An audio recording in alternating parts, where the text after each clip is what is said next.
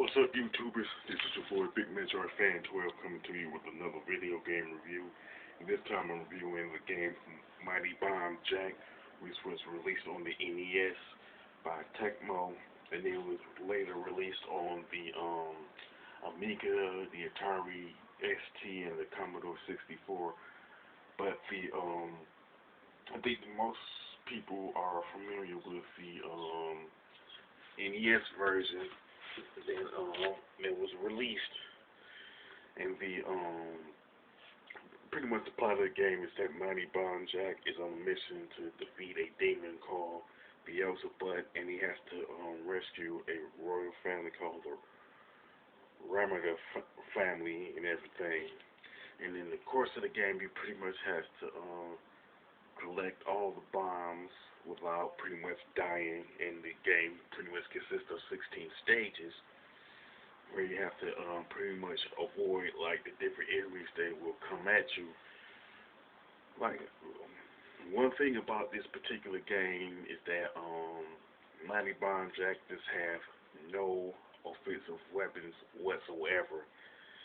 And I'll be honest with you, that is pretty much the oddest decision that was made concerning this particular game, because pretty much every other game that I could think of, any other game that I could think of that was released on the NES, at least, I can include arcade games, any games that was released on the say Sega Master System, Game Boy, whatever the case, the protagonist always has some type of weapon to deal with the enemies that's coming at them. Like with Super Mario Brothers, you got the fire flower. With say Pac-Man, there's the power pellets, and with say Metroid for the NES, you got the short range beam. Of course, you get more weapons as you progress through that game. But the point is that the protagonist in other NES games has some type of offensive weapons to deal with the enemies. And why didn't the programmers include any weapons for Mighty Bomb Jack? I don't know. They should have included something. You know what I'm saying? Now, Mighty Bomb Jack can change it to different colors. Like, for example, he can, if he changes to green, pretty much all the other enemies that appear on the screen will turn into coins. Again, it's odd for this to be in the game, but hey, it is what it is. You know what I'm saying? Now, the enemies will turn into coins. You pretty much collect them. That's one example of that. Now, the enemies in the game practically consist of, say, of mummies. They honestly, they kind of look like skeletons to me when I first saw them, because I honestly did think they were skeletons instead of mummies. Now, the other enemies are birds, fireballs, jellyfish, and some lobster-looking creatures that can fly. You know what I'm saying? And in this game, you pretty much, like I said, collect the bombs. You go to the next area and stuff. Now, one thing about this that stands out more so than the game is that the fact that the cover art for the for Mighty Bomb Jack is pretty much the goofiest box art that I've seen on the NES game, and that's, to me, that's kind of saying something, because there's a lot of NES games that has like funny looking / goofy looking box art. One example is Mega Man. Of course, everybody knows that this is practically one of the goofiest box arts that they've ever seen concerning like Mega Man. You know what I'm saying?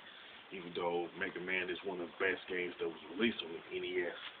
Now, the PAL version of Mighty Bomb Jack has a goofier cover box art than the NES, than the one that was released in North America, because Jack pretty much looks like a goofy D-list comic book superhero that nobody ever heard of. You know what I'm saying? And it's kind of like this Mighty Bomb Jack is one of those games that didn't need to be made the way it was. You know what I'm saying?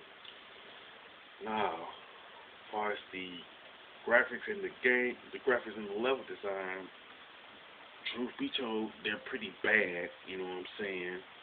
Even though the sprites are, the sprites of the color palettes are okay. You know what I'm saying? They're pretty decent. And at the same time, the graphics in the level design pretty much aged badly. You know what I'm saying? So that it has that against it. And then now the controls and the gameplay is pretty straightforward. You know what I'm saying?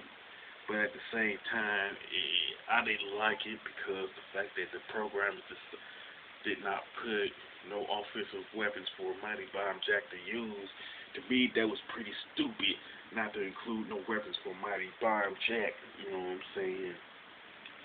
And the soundtrack is okay, but there's nothing about the soundtrack in general that really stands out. You know what I'm saying? And it pretty much ended up being forgettable in my opinion. Not only that, it didn't really set any standards in terms of soundtracks, and that's really a kind of a head scratcher because if you play other games that Tecmo played, like the Ninja Gaiden trilogy, Tecmo Bowl, and Tecmo Super Bowl, the soundtrack to those games are actually quite excellent. You know what I'm saying? So I don't know why this particular game has subpartness to it in terms of the soundtrack. You know what I'm saying? Now to be truthful, Mighty Bomb Jack, in my opinion, at least the one that came out for the NES, is quite possibly the worst game that Tecmo has ever made in terms of an NES game. You know what I'm saying? And to me, Tecmo should have put more time into the graphics, level design, controls, and gameplay before releasing Mighty Bomb Jack on NES, or just simply go back to the drawing board altogether. You know what I'm saying? Now, Mighty Bomb Jack, even though it's quite possibly Tecmo's worst game on the NES, it's like pretty much subpar slash mediocre at best. You know what I'm saying? And it could have been a good game in my opinion. Now, is it worth playing? Generally, I wouldn't recommend it to anybody who's a retro gamer or nothing like that.